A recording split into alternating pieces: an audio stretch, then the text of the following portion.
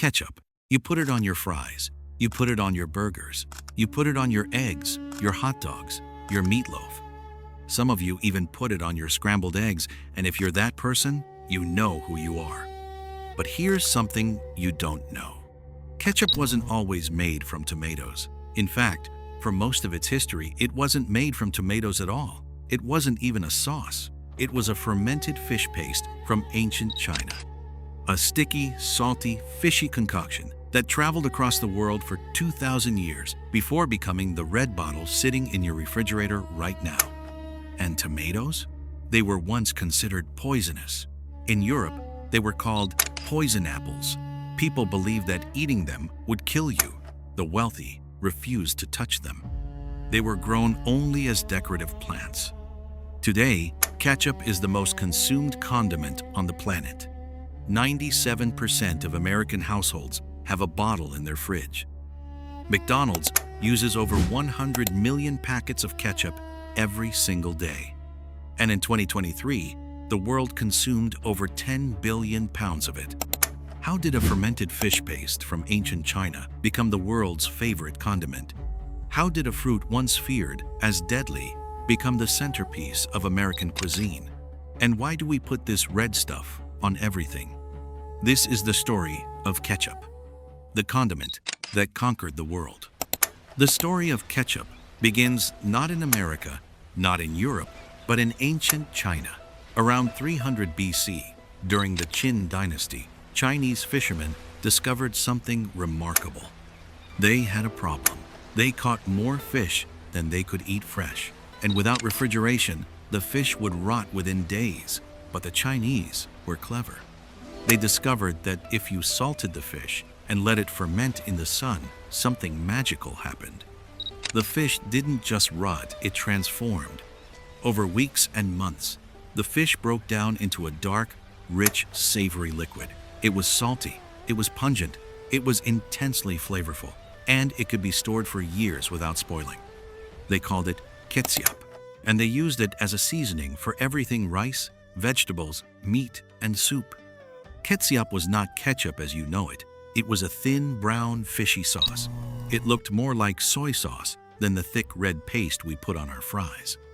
But it was the ancestor of everything that came after. The Chinese guarded the recipe for Ke-Tsiap for centuries, but they couldn't keep it a secret forever. As Chinese traders sailed across Southeast Asia, they brought Ke-Tsiap with them. They traded it in Vietnam, in Malaysia, in Indonesia, and in the Philippines. And then, in the 17th century, something happened that would change Ke-Tsiap forever. In 1612, British sailors arrived in Southeast Asia. They were working for the British East India Company, one of the most powerful corporations in history. They were looking for spices, silk, and tea, but they found something else. They found Ke-Tsiap, and they were fascinated. The sailors brought jars of Ke-Tsiap back to England. The British didn't know what to call it. They tried ketchup. They tried ketchup. They tried ketchup. Eventually, the name that stuck was ketchup. But the British didn't just import Ke-Tsiap. They tried to replicate it. Back in England, cooks experimented with local ingredients. They didn't have fish sauce from Southeast Asia. So they improvised. They made ketchup from mushrooms. They made it from walnuts. They made it from oysters, from anchovies, from lemons, and even from beer. Ketchup became a British obsession. By the 18th century, there were hundreds of ketchup recipes in England. Cookbooks dedicated whole chapters to the sauce. The famous British cook Hannah Glass included several ketchup recipes in her 1747 book, The Art of Cookery. She described ketchup as a very fine sauce and recommended it for meats, fish, and soups. But there was a problem. None of these British ketchups contained tomatoes. Tomatoes were not part of English cuisine. In fact, the British were terrified of them. And that fear was about to change everything. When tomatoes first arrived in Europe from the Americas in the 16th century, people were terrified of them. They belonged to the nightshade family, the same family as deadly nightshade, one of the most poisonous plants in Europe. The leaves, The stems, even the roots, were toxic. The wealthy were especially suspicious. They had heard stories of aristocrats who ate tomatoes and died. But here's the twist. The aristocrats were eating off pewter plates, and the high acid content of tomatoes leached lead from the plates. The aristocrats weren't dying from tomatoes, they were dying from lead poisoning. But nobody knew that at the time. In 1785, a man named John Smith wrote a letter to a British newspaper warning that tomatoes were poisonous and fit only for consumption by pigs and the poor. In Germany, tomatoes were called wolf peaches and were believed to cause madness. In France, they were called love apples, but they were still feared as poisonous. For over 200 years, tomatoes were grown only as decorative plants. People grew them for their bright red color, but they never ate them. They were considered too dangerous, too exotic, too foreign. But in Italy and Spain, a different story was unfolding. The poor in southern Europe had no choice. They ate what they could find, and what they found were tomatoes.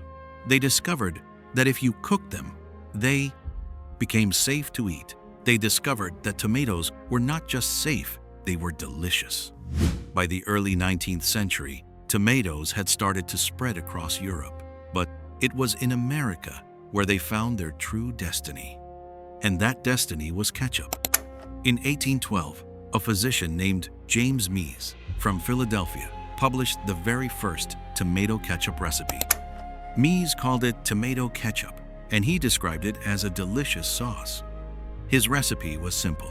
Take ripe tomatoes, salt them, boil them, and strain them. Then add spices like cinnamon, nutmeg, and allspice. The result was a thin, watery sauce that looked nothing like the thick red ketchup you know today. But Mease's recipe caught on. By the 1830s, tomato ketchup was being produced commercially in America. Small manufacturers bottled the sauce and sold it in glass jars. They added vinegar, sugar, and salt to preserve it. They added spices to make it more flavorful. But the ketchup was still thin, watery, and highly variable. Every manufacturer had their own recipe. Quality was all over the place. And then came the disaster of 1850. That year, a cholera epidemic swept through America. People believed that spoiled food caused the disease. And when someone died after eating a bad batch of ketchup, the reputation of the sauce was destroyed. Ketchup was seen as dangerous, unhygienic, and fit only for the desperate. The industry nearly collapsed. But then, a man named Henry John Heinz appeared on the scene, and he would transform ketchup forever. Henry John Heinz was a German-American entrepreneur from Pennsylvania. He had been selling bottled horseradish since the 1860s. But when the ketchup industry collapsed in 1850, Heinz saw an opportunity. In 1876, Heinz started making ketchup. His recipe was different. He used only ripe tomatoes, the reddest, most flavorful ones he could find. He added vinegar and sugar to preserve it. He used spices that enhanced the flavor without overwhelming it.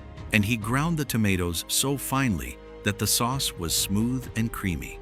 But Heinz's genius wasn't just in his recipe, it was in his marketing. Heinz made his ketchup in clear glass bottles. This was revolutionary. Until then, ketchup manufacturers used dark, opaque bottles to hide the sauce's imperfections. But Heinz was so confident in his product that he allowed customers to see exactly what they were getting. The ketchup was bright red, smooth, and perfect. And then came Heinz's most famous innovation, the number 57. Heinz claimed to have 57 varieties of pickles, sauces, and condiments. The number became part of his brand identity, even though Heinz actually had more than 60 products. The 57 became iconic. It appeared on every bottle of Heinz ketchup.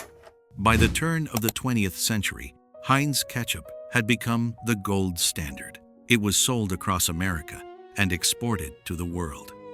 The sauce was so popular that people started using it on everything: burgers, fries, eggs, and more. Ketchup had finally arrived. But there was a dark side to this success. And it started with sugar. Here's the part of this story that will make you angry. Heinz ketchup is loaded with sugar. A single tablespoon of Heinz ketchup contains about 4 grams of sugar. That's almost a full teaspoon. And if you think that doesn't sound like much, consider this. A tablespoon of ketchup contains more sugar than a chocolate chip cookie. How did this happen? In the 1950s, the food industry discovered something remarkable. Sugar is addictive. The more sugar you put in a product, the more people want to consume it. Sugar triggers the same reward centers in the brain as cocaine and heroin. And ketchup manufacturers started increasing the sugar content to make their products more addictive. Heinz had always used sugar in their ketchup, but in the 1960s and 1970s, they increased it dramatically. They added high fructose corn syrup, an even cheaper and sweeter form of sugar. The result was a sauce that people craved. But the sugar wasn't just about addiction. It was also about masking flavor. The ripest tomatoes aren't always sweet.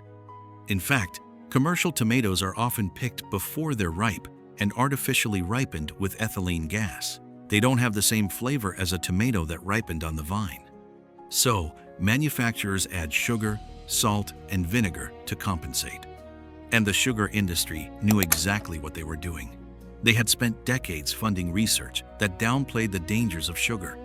They had buried studies linking sugar to obesity, diabetes, and heart disease. They had manipulated the science, just like the tobacco industry before them. Heinz knew that sugar was addictive. They knew it was unhealthy, and they added it anyway. But here's the thing. Consumers didn't care. They loved the sweet, salty, tangy taste of Heinz ketchup. They couldn't get enough of it. And that's where the real story of ketchup begins. Ketchup wasn't just a condiment anymore. It was a cultural phenomenon. By the 1970s, ketchup had become the most popular condiment in America. Today, 97% of American households have a bottle of ketchup in their refrigerator. The average American consumes 20 pounds of ketchup every year. But America isn't the only country obsessed with ketchup. In Canada, ketchup chips are a national snack. In Japan, ketchup is used on pizza and in spaghetti. In Poland, ketchup is served with everything from hot dogs to pierogi. In India, it's a staple with street food. And in the United Kingdom, ketchup is served with fish and chips. Heinz controls 70% of the American ketchup market.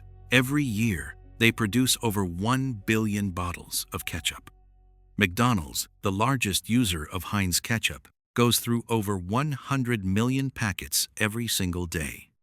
And then there's the curious case of the ketchup packet. The single-serving packet was invented by Heinz in 1968. It was a revolutionary idea, portable, convenient, and hygienic.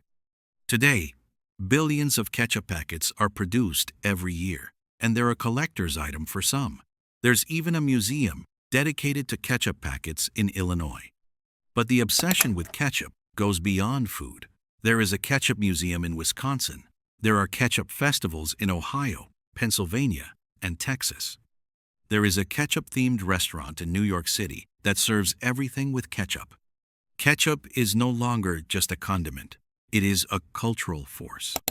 And yet, despite its popularity, ketchup has never been more controversial. In recent years, a movement has emerged among chefs and food critics who are campaigning against ketchup.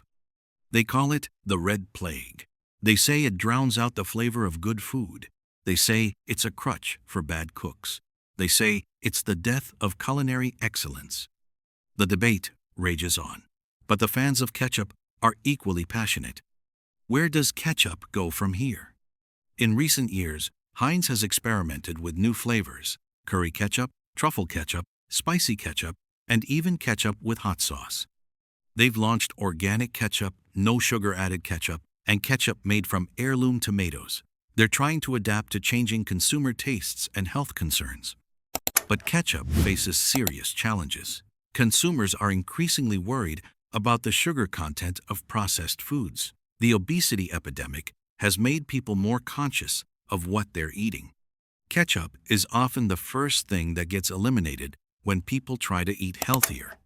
At the same time, new competitors are entering the market.